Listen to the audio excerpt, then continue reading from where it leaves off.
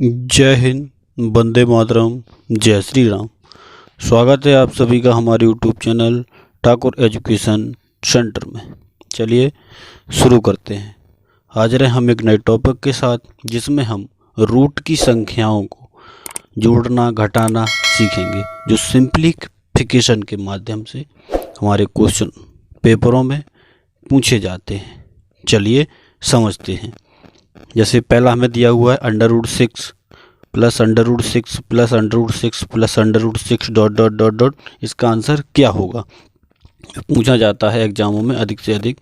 ये सिंप्लीफिकेशन के माध्यम से आते हैं। जैसे √6 plus √6 plus √6 plus √6 dot dot dot question mark.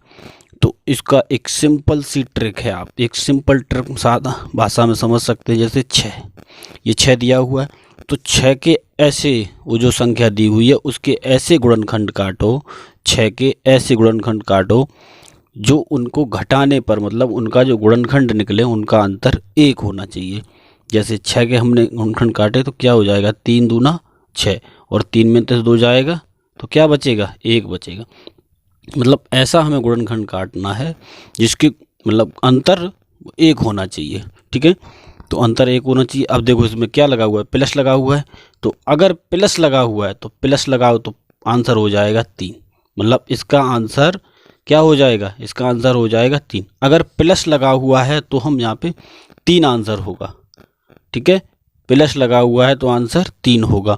और ऐसे ही जैसे इसमें थर्ड वाले में इसमें लगा हुआ है माइनस, तो जब अगर माइनस लगा हुआ है मतलब इसके भी 6 और 6 के गुणनखंड होंगे 3 गुणा 2, और इनका अंतर क्या हो रहा है, अंतर 1 हो रहा है। मतलब अंतर इसका 3 और 2 का अंतर 1 आ रहा है। तो अब यहाँ पे माइनस लगा हुआ है, अगर माइनस लगा हुआ है तो माइनस में आंसर क्या होगा, छोटा वाला। माइनस में आंसर छोटा वाला होगा और प्लस में आंसर बड़ा वाला होगा। ठीक है, ये समझेंगे। मतलब माइनस में आंसर छोटा वाला और प्लस में बड़ा वाला, माइनस में छोटा वाला और प्लस में बड़ा वाला। मतलब इसका आंसर क्या होगा, इसका आंसर होगा 2 और इसका आंसर होगा 3। ठीक है, ये प्लस में है इसीलिए इसका आंसर 3 होगा, और ये माइनस में इसीलिए इसका आंसर 2 होगा, छोटा। ऐसे ही इस 12 का, तो 12 के जब हम गुणनखंड करेंगे तो 12 के गुणनखंड होते हैं 4 गुणा 3, मतलब 4 तिया 12 हो जाता है। और जब 4 और 3 में से हम जब घटाएंगे तो 1 अंतर आएगा। बस हमें ऐसे ही गुणनखंड काटने हैं, जो संख्या है उसके जो गुणनखंड काटे हैं तो उसका जो अंतर हो वो 1 आना चाहिए। अब इसमें देखो यहाँ प्लस लगा हुआ है, प्लस लगा हुआ है तो आंसर क्या होगा, आंसर होगा 4। अगर यहीं पे अगर इसमें माइनस लगा हुआ होता बीच में तो आंसर क्या होता, आंसर तब होता 3 यहाँ पर।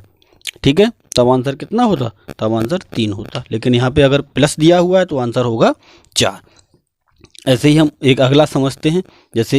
ऐसे हमने मान लिया √12 minus √12 minus √12 minus dot dot dot क्या होगा, क्वेश्चन मार्क।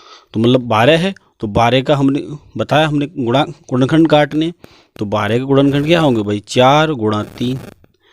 तो और 4 में से 3 गया, अंतर 1 आ गया, इसका अंतर 1 आ गया। तो इसको माइनस लगा हुआ है तो माइनस लगा हुआ तो कौन सी संख्या होगी, छोटी वाली। इसका आंसर क्या होगा, छोटी वाली संख्या आंसर होगी।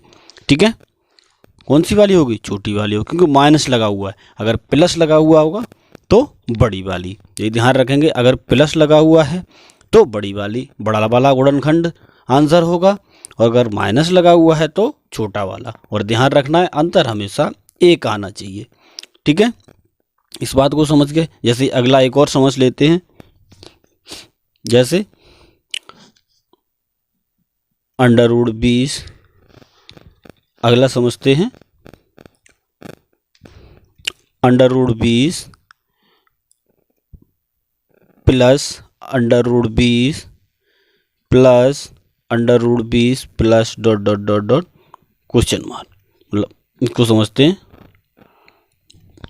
ठीक है, √20 को तो 20 के हम खंड काटेंगे। 20 के खंड होते हैं 5 गुणा 4। ठीक है, 20 के खंड होंगे 5 गुणा 4, और 5 माइनस 4 बराबर क्या हुआ, 1 अंतर हो रहा है। अब यहाँ पे देखो, यहाँ क्या लगा हुआ है, प्लस लगा हुआ है।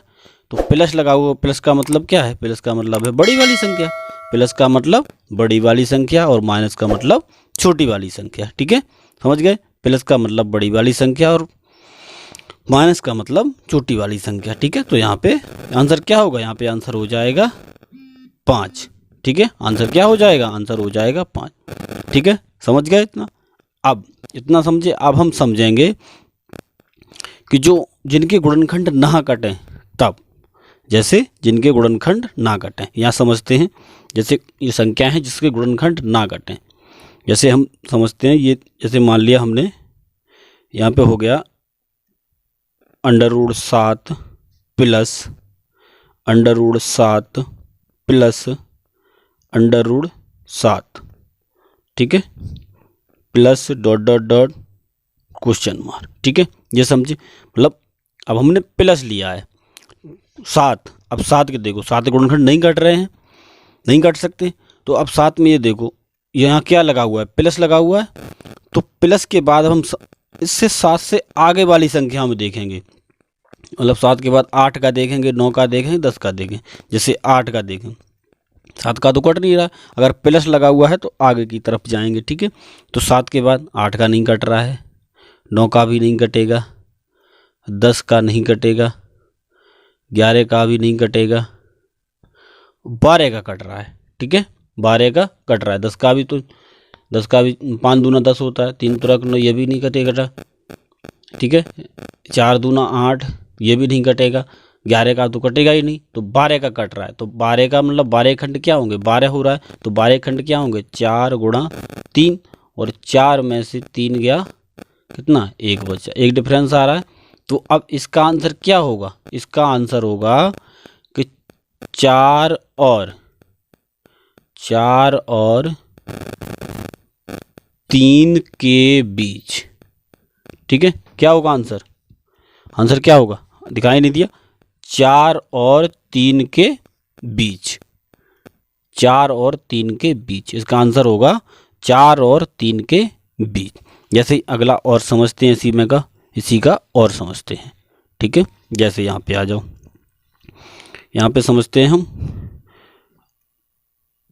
√11 minus √11 minus √11 minus dot dot dot question mark. ठीक है, अब ये √11 का भी नहीं कट रहा है, मतलब √11 का भी नहीं कट रहा है, तो 11 का यहाँ माइनस लगा हुआ है। देखो पहले हमें माइनस प्लस पर विशेष ध्यान है, माइनस लगा हुआ है, तो माइनस का मतलब हमें बाद वाली देखनी। अब 11 से बाद वाली देखो, जिसके गुणनखंड काटें तो उसका अंतर 1 आए। 11 में देखो 10 का भी नहीं कटेगा, 9 का भी नहीं कटेगा, 8 का भी नहीं कटेगा, 7 का भी कटेगा, कितने का, 6 का। ठीक है, 6 का कटेगा आगे, तो 6 का गुणनखंड क्या हो जाएंगे, 6 का गुणनखंड हो गया 3 दूनी 6, 3 गुणा 2, तो 3 में से 2 गया, अंतर 1 हो रहा है। तो इसका आंसर क्या हो जाएगा, इसका आंसर हो जाएगा 3 और 2 के बीच में। इसका आंसर क्या होगा, 3 और 2 के बीच में, या 2 और 3 के बीच में भी हो सकता है। ठीक है, इसका आंसर होगा 3 और 2 के बीच में। ठीक है, इसका आंसर होगा 3 और 2 के बीच में। ठीक है, अगर माइनस लगा हुआ है तो पीछे की तरफ चलेंगे और पीछे वाले देखेंगे, और प्लस लगा हुआ है तो आगे वाले देखेंगे। ठीक है, आगे वाले गुणनखंड काटेंगे। ठीक है, ध्यान रखेंगे आगे से। चलिए, अगर ना समझ में आया हो तो आपको कमेंट बॉक्स में पूछ सकते हैं। ठीक है, अगर ना समझ में आया हो तो आप कमेंट बॉक्स में पूछ सकते हैं। जय हिंद, वंदे मातरम, जय श्री राम।